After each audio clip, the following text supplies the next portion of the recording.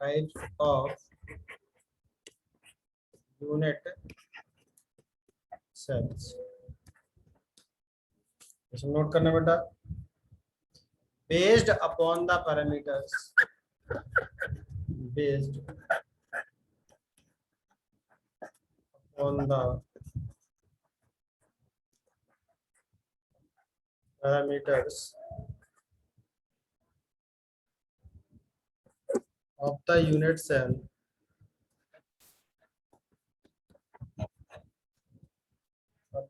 cell, there are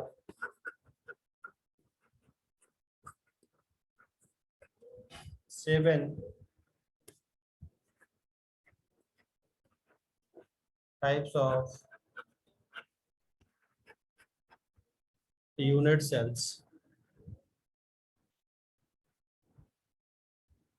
ठीक, तो बेटा आपके जो पैरामीटर्स थे, मतलब पैरामीटर्स क्या थे, आपका edge length A B C और आपके जो एंगल थे अल्फा बीटा गामा, उसके बेस पर यदि आप क्लासिफाई करें यूनिट सेल को, तो जो आपके यूनिट सेल है बेटा 7 टाइप के होते हैं। उनको अभी हमें एक एक करके डिस्कस करना है, ठीक है।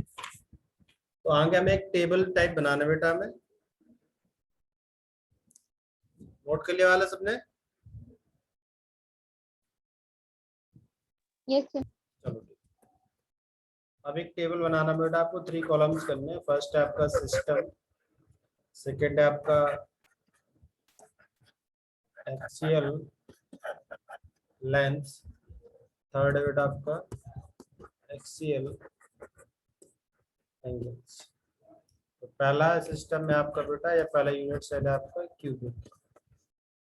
ये होता है बेटा जहाँ पर a equal to B equal to C हो आपका, मतलब तीनों डायमेंशन इक्वल हो, और alpha equal to beta equal to gamma equal to क्या बेटा आपका 90। ठीक, सेकेंड सिस्टम होता है बेटा आपका टेट्रागोनल,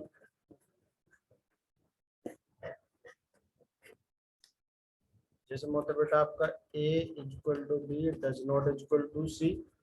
जो आपके एंगल होते हैं सेम होते हैं, alpha equal to beta equal to gamma equal to 90। Third होता है बेटा आपका रोम्बिक और ऑर्थोरोम्बिक।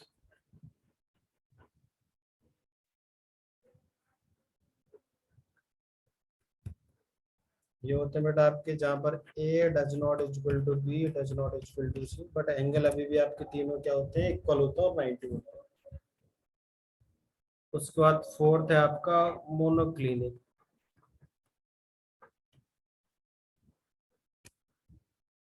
जहाँ पर आपका बेटा सेम पैरामीटर है, a does not equal to B does not equal to C, and angle बेटा alpha equal to gamma equal to 90 but does not equal to beta. मतलब बीटा एंगल आपका 90 नहीं होता, बाकी आपके अल्फा और गामा 90 होते हैं। नोट कर ले बेटा।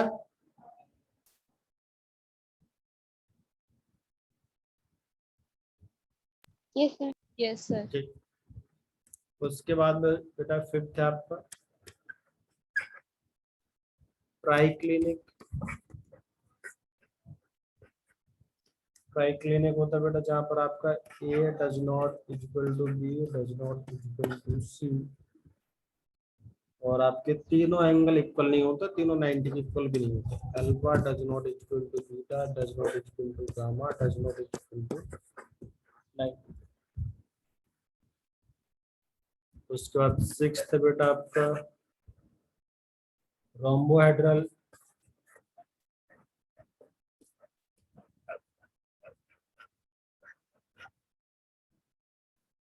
और सॉरी ट्राइगोनल। ये बेटा आपका a equal to B equal to C and alpha equal to beta sorry alpha equal to beta equal to gamma,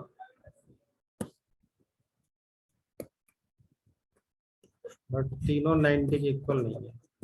but है एंगल इक्वल, बट 90 इक्वल नहीं है। लास्ट बेटा आपका हेक्सागोनल,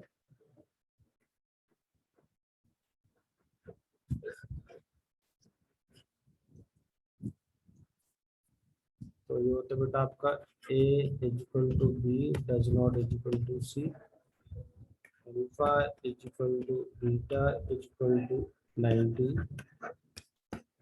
गामा इक्वल टू 120। तो ये सारे आपके बेटा यूनिट सेल के टाइप है, जिसके पैरामीटर्स के बेस हमने क्लासिफाई किया हुआ है कि जब आपके अल्फा बीटा गामा क्या है, ए बी सी क्या है, उसके बेस पे क्लासिफाई किया है।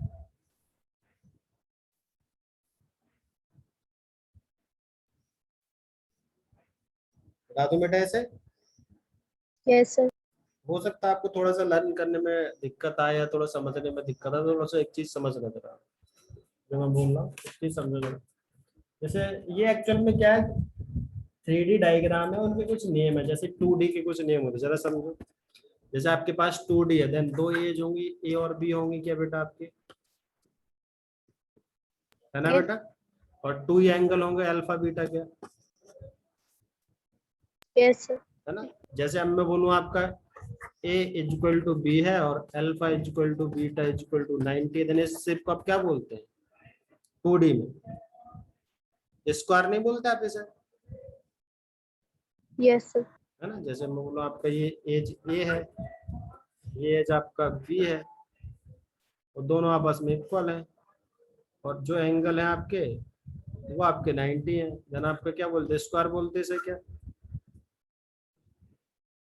Yes sir. Yes sir. हाँ? तो जैसे 2D में नेम होते हैं वैसे 3D में नेम होते हैं। अब जैसे थोड़ा मैं चेंज कर दूं, A does not equal to B, but angle अभी भी आपके 90, देन उसको आप रेक्टेंगल बोलने लगते हैं, है ना?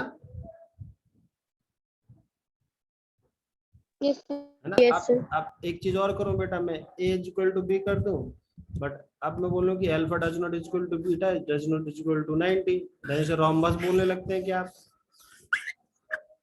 Yes sir. इस टाइप से चारों चारों डायमेंशन आपके इक्वल है, तो इस टाइप से।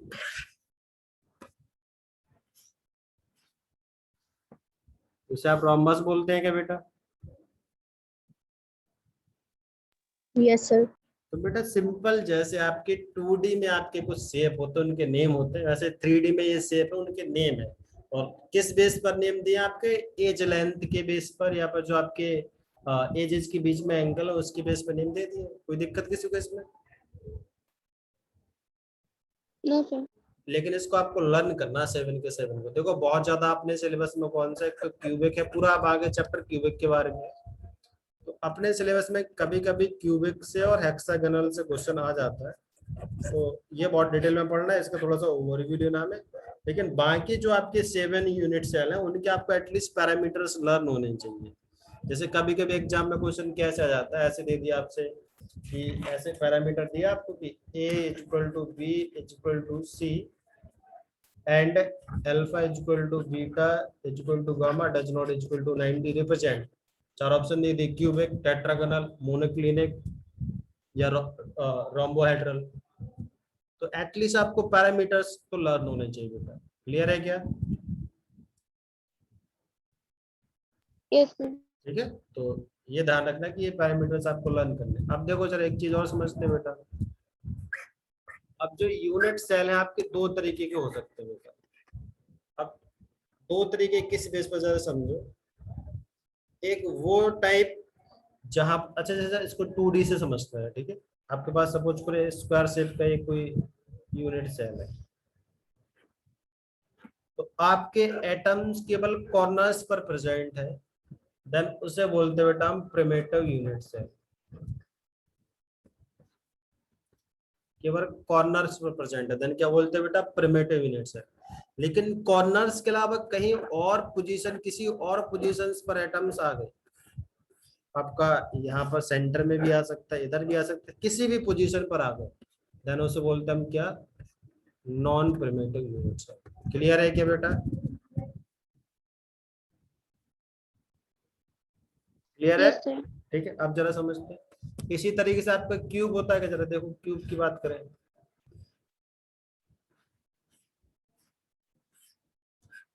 ये आपका क्यूबिक यूनिट सेल है। आपके एटम्स केवल कॉर्नर्स पर प्रेजेंट है, यानी से आप क्या बोलेंगे, प्रिमिटिव नॉन प्रिमिटिव?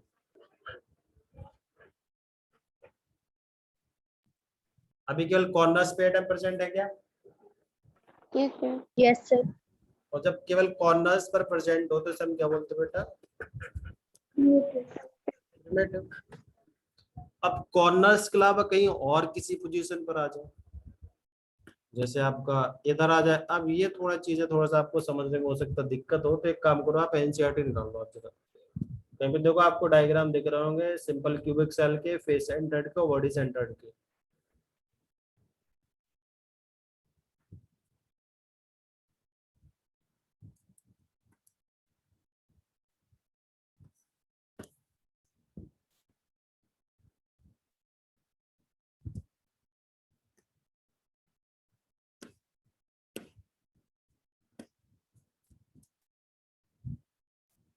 मिले बेटा?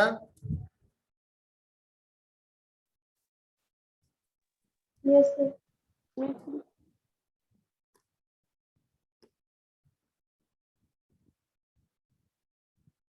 जस्ट अ सेकंड मैं आपको दिखा रहा हूँ।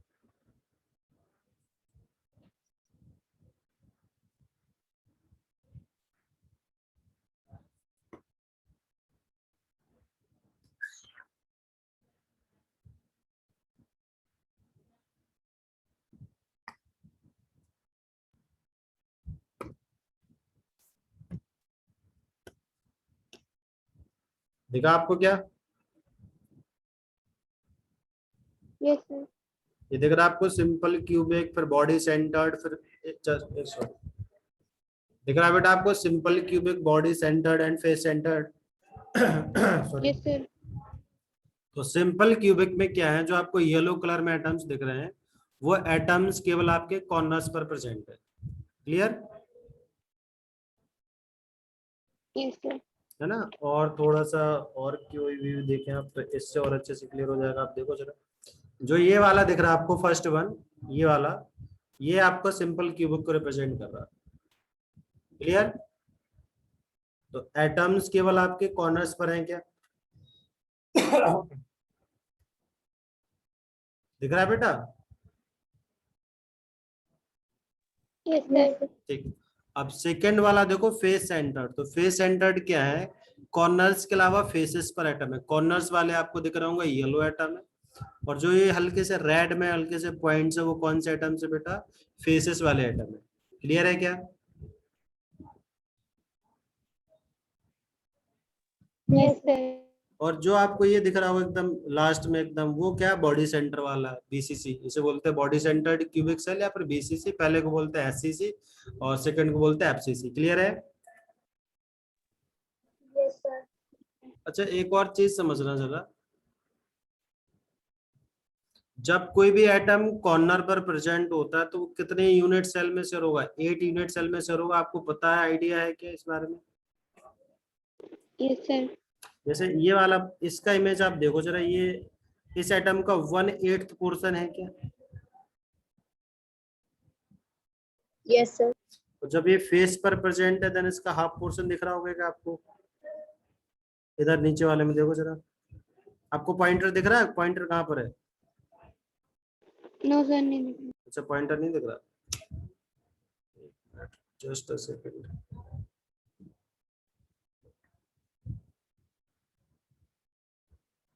अभी दिख रहा है कुछ? Yes, sir.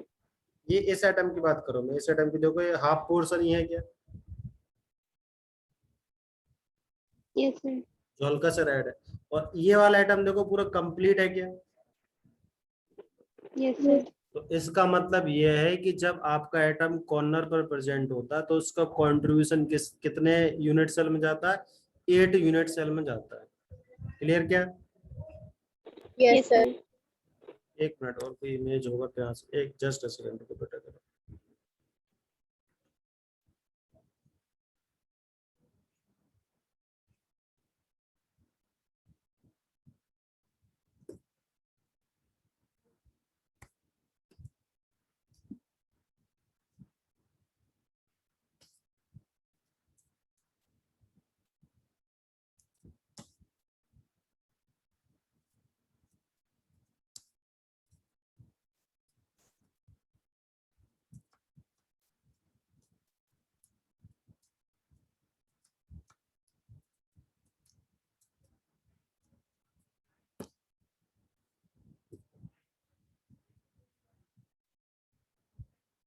ये वाला व्यू देखो जरा आप, इससे ये बहुत क्लियर नहीं होगा, बहुत ज्यादा हल्का सा।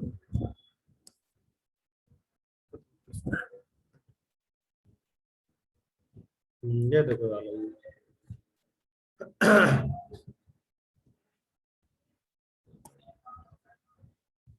ये वाला देखना जरा बेटा, फर्स्ट वाला इमेज, पॉइंटर जहाँ ले जा रहा हूँ, ये देखो इस आइटम की बात कर रहे हैं। ये 8 कौन यूनिट सेल में कंट्रीब्यूट किया गया, देखो जरा। Yes, sir. ये नंबर कैसे किए समझ रहे हो ना, जो ये इधर वाला है फर्स्ट है, ये पीछे जो बैक वाला साइड है वो 2 है, फिर इधर जो फर्स्ट वाला 3 है, बैक साइड वाला 4 है, फिर जो ऊपर फ्रंट पे वो 5 है, और पीछे बैक में वो 6 है, फिर 7, फिर 8। क्लियर है क्या? Yes, sir. Yes, तो sir. जो भी एटम कॉर्नर पर प्रेजेंट होता है उसका कंट्रीब्यूशन कितने यूनिट सेल में जाता है बेटा? 8 यूनिट सेल में जाता है। क्लियर है क्या? Yes, sir. अच्छा, ये जो एटम आपको दिख रहा है ये कॉर्नर पे है क्या वाला, जहां मैंने पॉइंट किया? नहीं, वो कॉर्नर पे नहीं, वो एज सेंटर पर है।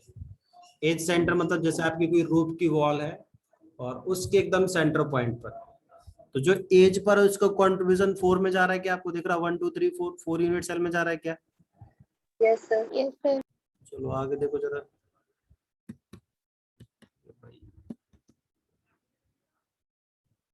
एक मिनट,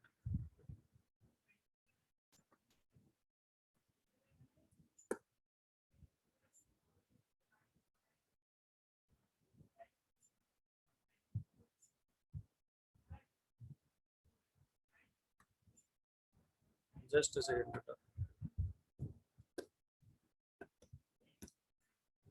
अब देखो जरा, ये जो एटम दिख रहा है आपको, ये फेस वाला एटम है क्या? Yes, sir. फेस वाला एटम कितने यूनिट सेल में कंट्रीब्यूट कर रहा है? 2. 2 में। और ये आपका बॉडी सेंटर वाला है क्या? Yes, sir. एक में ही Yes, sir. एक में ही कंट्रीब्यूट कर रहा है क्या? Yes, sir. Yes, sir. तो आप ये पॉइंट जरा समझो, यदि आपको कोई भी एटम कॉर्नर पर प्रेजेंट है, कितने यूनिट सेल में कंट्रीब्यूट करेगा? 8 में। देन एक यूनिट सेल में कितना कंट्रीब्यूशन आएगा? 1/8 आएगा क्या? Yes, sir. यदि कोई एटम एज पर प्रेजेंट है देन कितने यूनिट सेल में कंट्रीब्यूट करेगा? 4 में। देन एक में कितना कंट्रीब्यूशन आएगा? 1/4 आएगा क्या? Yes, sir. और यदि कोई फेस पर प्रेजेंट है देन कितने में कंट्रीब्यूट करेगा? 2 में। ये सामने आपका इमेज खुला हुआ है, देन कंट्रीब्यूशन 1/2 आएगा। और यदि बॉडी सेंटर पे है देन 1 पे आएगा। क्लियर है इतना? Yes, sir. यदि किसी को दिक्कत है तो एक बार मैं फिर से रिपीट कर सकता हूँ कैसे किया, अदरवाइज इसको हटा दूंगा। क्लियर है? सर एक बार फिर से बता दीजिए। किस वाले में दिक्कत है बेटा आपको? फेस सेंटर वाले में। चलो, फेस सेंटर ही खुला हुआ सामने आपको, देखो जरा। ये जो एटम है फेस पर प्रेजेंट है क्या? फेस समझते हो बेटा, जैसे आप जिस रूम में आप बैठे हो उस रूम में 6 फेस हैं क्या? हाँ। और हर एक यूनिट सेल के मतलब हर एक फेस पर एटम है, एक फेस का एटम शो करो। देखो जैसे मैं इसमें 6 फेस काउंट करूँ, एक फेस ये होगा, एक ये होगा, एक ये होगा, एक ये होगा, एक ये होगा, और एक पीछे वाला होगा, यस सर। तो 6 हो गए। अब जैसे ये जो फोर्थ वाले जो उन्होंने नंबर दे रखा है, फोर्थ फेस पर जो एटम प्रेजेंट है वो इस यूनिट सेल में भी जा रहा है, इस यूनिट सेल में भी जा रहा है क्या? दोनों में कॉमन है क्या वो? Yes sir, yes sir. तो एक एटम जो भी आपका फेस सेंटर पर प्रेजेंट है वो 2 यूनिट सेल में कंट्रीब्यूट करेगा, तो एक यूनिट सेल में उसका कंट्रीब्यूशन कितना आ जाएगा? हाफ आ जाएगा। हाँ यस सर। क्लियर बेटा? और किसी को Yes, sir. दिक्कत इसमें? चलो ठीक, तो पॉइंट ये था, जस्ट अ सेकंड, कि जब भी कोई भी एटम आपका केवल कॉर्नर्स पर प्रेजेंट होंगे देन उसे बोलेंगे आप प्रिमिटिव। और यदि आपके किसी मतलब कॉर्नर्स के अलावा किसी और पॉइंट पे प्रेजेंट होंगे देन उसे हम क्या बोलेंगे? Non primitive. जैसे ये वाला था, इस वाले केस में देखो यहाँ पर जो फर्स्ट वाले केवल आपके कॉन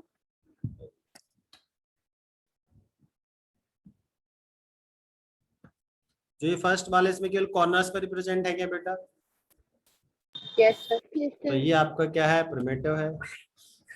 और जो बाकी हैं, जैसे ये सेकंड वन देखें आप, तो इसमें कॉर्नर्स पर तो प्रेजेंट है आपके, बट कॉर्नर्स के साथ साथ फेसेस पे भी एटम प्रेजेंट है क्या रेड कलर में, Yes, sir. Yes. है ना। तो ये वाला हुआ, ये वाला हुआ, मतलब कॉर्नर के अलावा यदि कहीं पे भी एटम आ गया तो उसे आप क्या बोलेंगे, नॉन प्रिमिटिव। क्लियर। Yes. चलो ठीक है। Yes, sir. तो अब जो हमें नोट करना है बेटा, वो नोट करना है आपके लैटिसेस के टाइप। तो जो लैटिस है, लैटिस को आप दो तरीके से क्लासिफाई कर सकते हैं बेटा, प्रिमिटिव और नॉन प्रिमिटिव। प्रिमिटिव का मतलब ऐसे लैटिस जहां पर केवल आपके एटम्स कहां पर प्रेजेंट है, कॉर्नर्स पर प्रेजेंट है। और नॉन प्रिमिटिव का मतलब क्या है बेटा, आपके एटम्स कॉर्नर के अलावा और कहीं पर प्रेजेंट है। क्लियर है क्या। Yes, sir. तो हेडिंग डालो बेटा, types of lattices.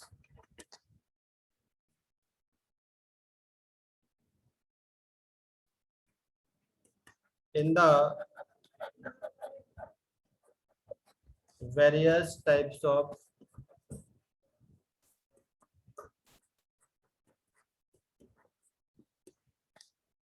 unit cells,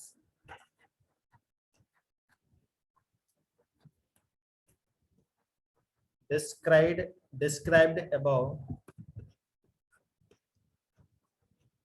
it was assumed that the particles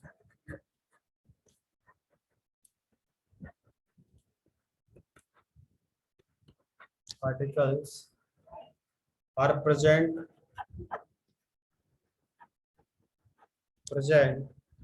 only at the corners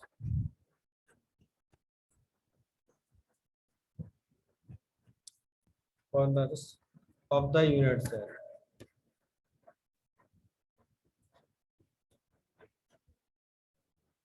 However,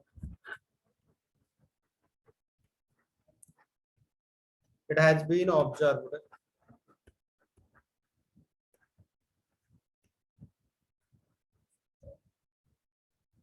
that the particles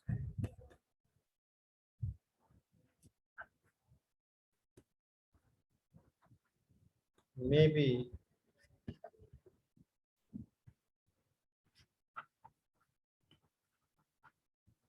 present not only at the corners,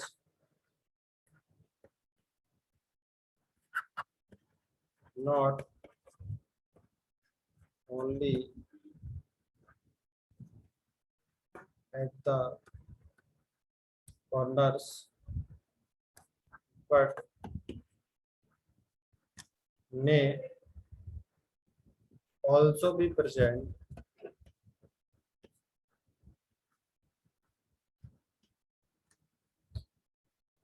at some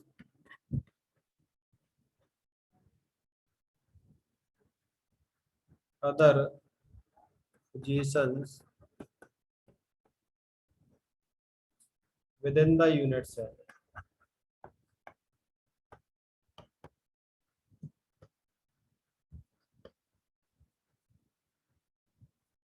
Hence, unit cell may be classified in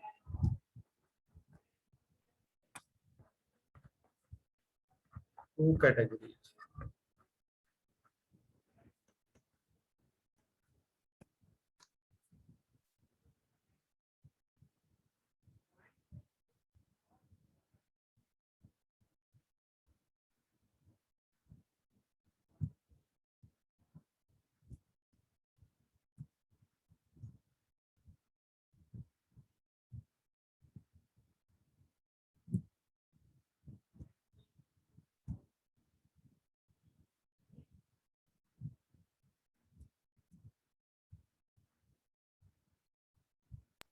हो गया sir.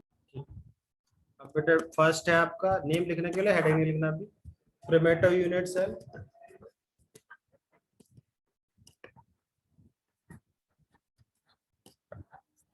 Second है बेटा आपका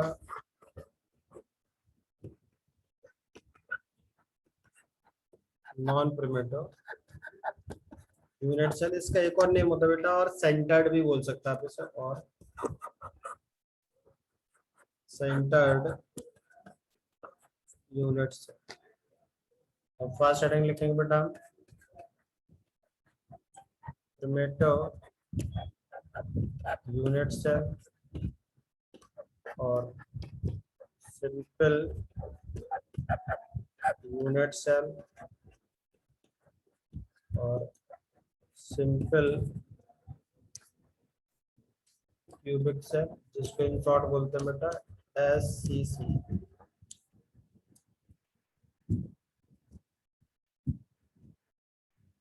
इसे note करो बेटा,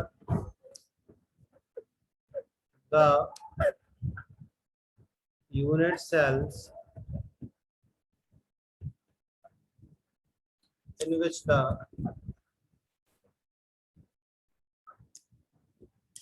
constituent particle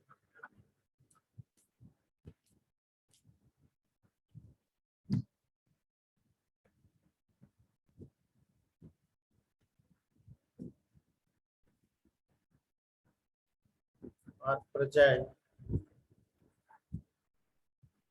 only at the corners are called simple unit cell or primitive unit cell।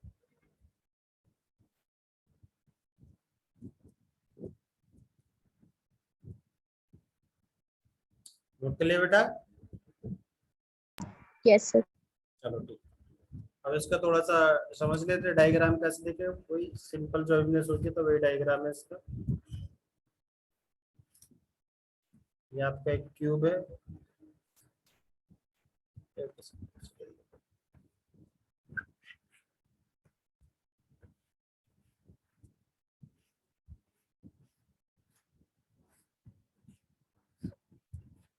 जहां पर एटम्स केवल आपके कॉर्नर्स पर प्रेजेंट है।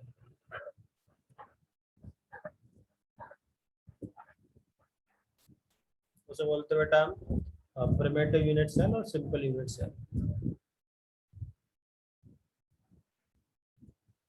क्लियर? Yes, sir. बाकी जो रिमेनिंग पार्ट है उसको हम डिस्कस करेंगे नेक्स्ट क्लास में।